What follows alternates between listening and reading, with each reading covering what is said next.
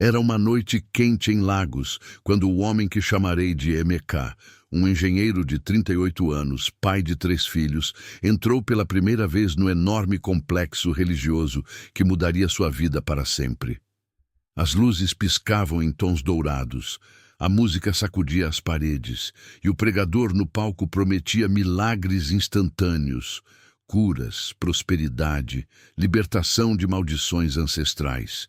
Emeka não sabia que estava prestes a perder as economias de uma vida inteira. A Nigéria é o país com o maior número de cristãos da África e abriga algumas das maiores igrejas do mundo.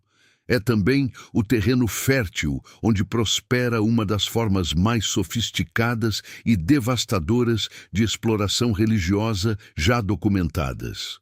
Pastores autoproclamados constroem impérios multimilionários sobre os ombros de pessoas que buscam saída para a pobreza, a doença e o desespero. O que acontece no mundo espiritual, segundo as próprias palavras de ex-membros, ex-assistentes e vítimas, é uma encenação meticulosamente planejada que mistura fé genuína com manipulação psicológica de alto nível. Para entender como os falsos profetas florescem na Nigéria, é preciso compreender o contexto social. O país enfrenta décadas de instabilidade econômica, infraestrutura precária, desemprego crônico e um sistema de saúde que falha a milhões de pessoas. Nesse vácuo, a Igreja, em suas múltiplas formas, preenche funções que deveriam ser do Estado. Oferece esperança, comunidade, uma narrativa de sentido e, em muitos casos, redes de apoio concretas. Quando um pregador diz que sua doença é causada por feitiçaria familiar e que ele, e apenas ele, tem o poder espiritual para quebrar essa maldição, está falando a linguagem que atravessa gerações. A crença em forças espirituais que interferem no cotidiano não é ingenuidade, é uma visão de mundo profundamente enraizada em culturas Yorubá, Igbo, Hausa e em centenas de outras tradições do país. Os falsos profetas não criam esse sistema de crenças, eles o sequestram. Segundo depoimentos coletados por jornalistas investigativos e organizações de direitos humanos ao longo dos últimos anos, as igrejas fraudulentas operam como empresas com departamentos bem definidos: marketing, captação de membros, retenção, extração financeira e gerenciamento de crises. O que parece espontâneo, um milagre de cura, uma profecia personalizada, uma visão divina durante o culto, é quase sempre cuidadosamente ensaiado. Chidi tinha 24 anos quando foi recrutado como assistente de um famoso profeta em Enugu. Sua função inicial era aparentemente simples: ajudar na organização dos cultos, transportar equipamentos, receber os fiéis. Com o tempo, foi sendo introduzido aos bastidores da operação. Havia uma equipe que eu chamo de Departamento de Inteligência, ele relatou em entrevista a uma publicação investigativa nigeriana. Eles chegavam horas antes do culto e ficavam na porta conversando com os membros que chegavam. Perguntavam como a pessoa estava, o nome dos filhos, os problemas da família. Tudo era anotado, digitado e enviado para o pastor antes que ele subisse ao palco.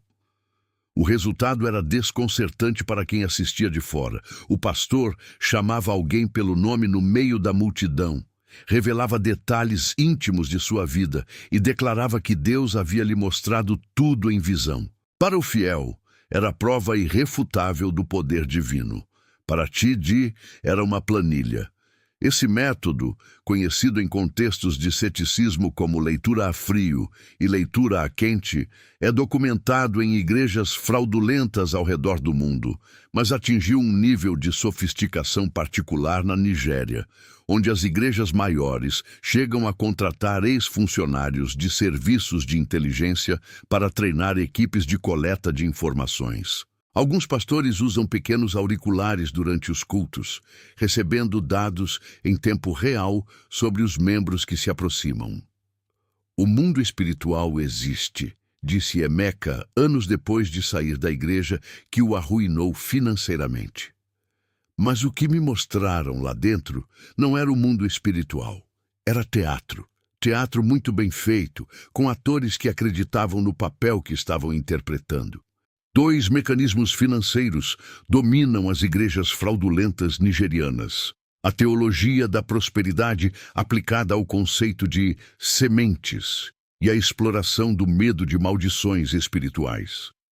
A lógica da semente é simples e matematicamente absurda, mas espiritualmente sedutora. Para receber de Deus, você precisa primeiro dar.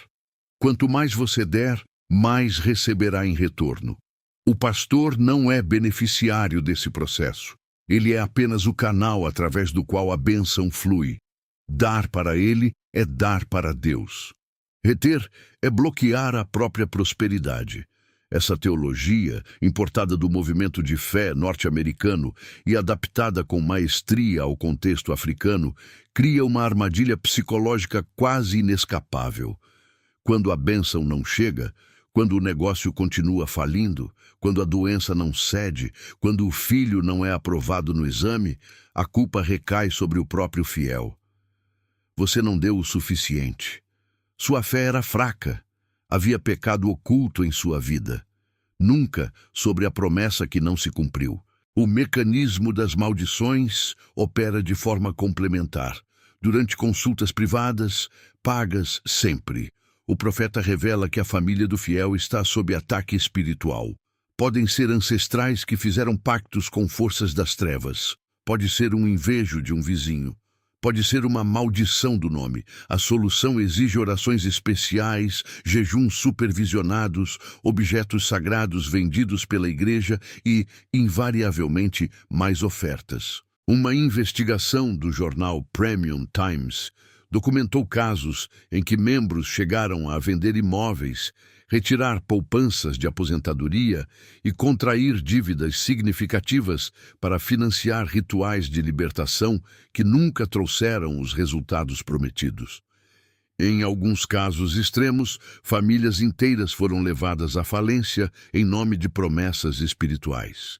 Embora homens como Emeka e Chidi sejam atingidos, são mulheres e crianças que sofrem as consequências mais graves das igrejas fraudulentas nigerianas. Crianças acusadas de feitiçaria, um fenômeno documentado especialmente no delta do Níger e em estados do Sudeste, são frequentemente levadas a igrejas que oferecem libertação mediante pagamento. O processo de exorcismo pode incluir privação de alimentos, isolamento, agressão física e abuso psicológico. Organizações como a Stepping Stones Nigéria e a Unicef documentaram centenas de casos em que crianças foram abandonadas pelos próprios pais após serem declaradas feiticeiras por pastores. Muitas dessas crianças terminaram nas ruas, sem família, marcadas por traumas profundos. Para mulheres, especialmente aquelas que enfrentam infertilidade, questão de imensa pressão social no contexto nigeriano, as igrejas oferecem promessas de gravidez milagrosa. Pastores que afirmam ter o dom de abrir ventres cobram fortunas por sessões de oração especial. Algumas dessas sessões envolvem abuso sexual, com as mulheres sendo convencidas de que o contato físico com o homem de Deus é parte do ritual de cura. Casos levados à justiça revelaram redes de abuso sistemático protegidas pelo manto da autoridade espiritual. Uma das perguntas mais frequentes e mais mal colocadas sobre esse fenômeno é: por que pessoas inteligentes continuam em igrejas que claramente as exploram? A resposta exige abandonar o pressuposto de que a permanência é irracional. Ela tem uma lógica interna coerente, construída camada por camada ao longo do tempo. Primeiro, há o investimento emocional acumulado. Quando alguém passou anos em uma comunidade, construiu amizades, vivenciou momentos de alegria genuína, casamentos, batismos, momentos de apoio mútuo, sair significa perder tudo isso de uma vez. A comunidade é real, mesmo que a liderança seja fraudulenta. Segundo, há o mecanismo do custo irrecuperável. Quanto mais a pessoa investiu em tempo, dinheiro, energia, relacionamentos, mais difícil psicologicamente é admitir que tudo foi desperdiçado. Sair é confrontar uma perda imensuravelmente dolorosa. Ficar preserva a narrativa de que o sacrifício ainda vai valer a pena. Terceiro, há o isolamento deliberado promovido por muitas dessas igrejas. Membros são incentivados a cortar laços com pessoas de fora, especialmente aquelas que questionam a liderança. Quando isso acontece, a saída torna-se fisicamente perigosa. Significa ficar sem rede de suporte. Eu sabia que havia algo errado há anos, disse a Daese, ex-membra de uma grande igreja em Abuja.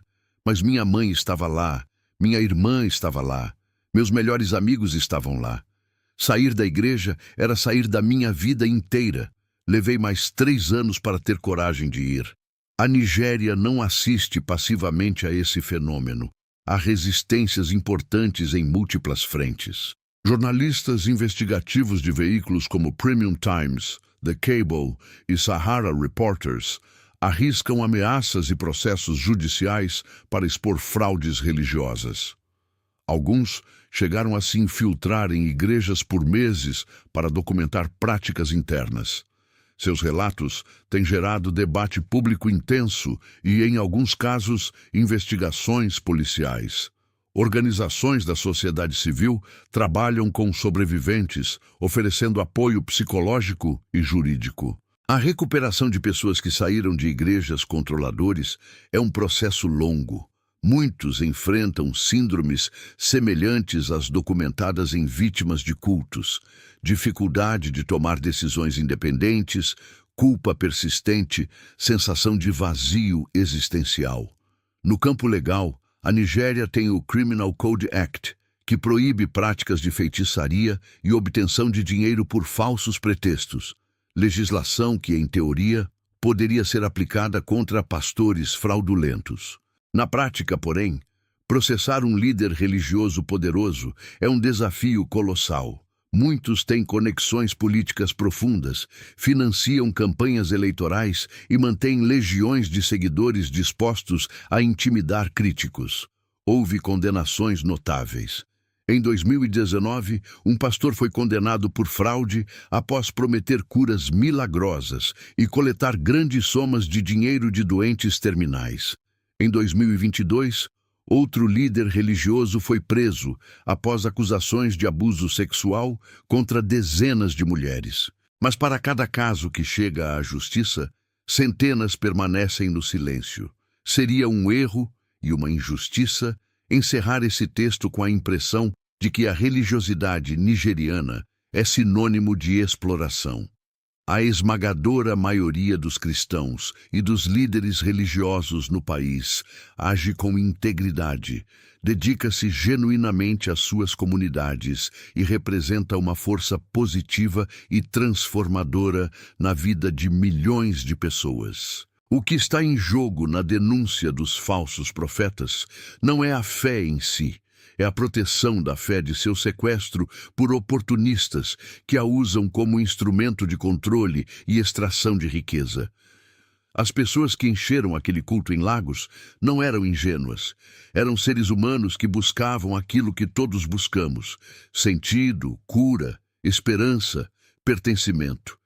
Emeka hoje faz parte de um grupo de apoio para vítimas de igrejas fraudulentas. Perdeu dinheiro, perdeu anos, mas não perdeu a fé. Aprendi a diferença entre confiar em Deus e confiar em um homem que diz falar por Deus, ele disse. Essa diferença custou caro, mas agora eu sei onde ela está. A história dos falsos profetas na Nigéria é, em última análise, uma história sobre poder. Quem o tem, como é legitimado, e quem paga o preço quando é usado de forma predatória. É também uma história sobre resiliência. A resiliência das vítimas, que encontram o caminho de volta, dos jornalistas que persistem apesar das ameaças, das comunidades que aprendem a distinguir a voz do servo da voz do explorador. Nenhuma sociedade está imune a esse fenômeno. Onde há vulnerabilidade humana, e ela existe em toda parte, há o risco de que alguém a transforme em mercadoria. O que varia é o grau de proteção que as instituições, o jornalismo livre e a consciência coletiva conseguem oferecer. O mundo espiritual a que Emeka foi levado não era feito de luz divina. Era feito de microfones escondidos, planilhas de dados e promessas que nunca seriam cumpridas. Reconhecer isso não diminui o sagrado. Ao contrário, limpa o caminho para que o sagrado, aquele que não cobra ingresso, possa ser encontrado.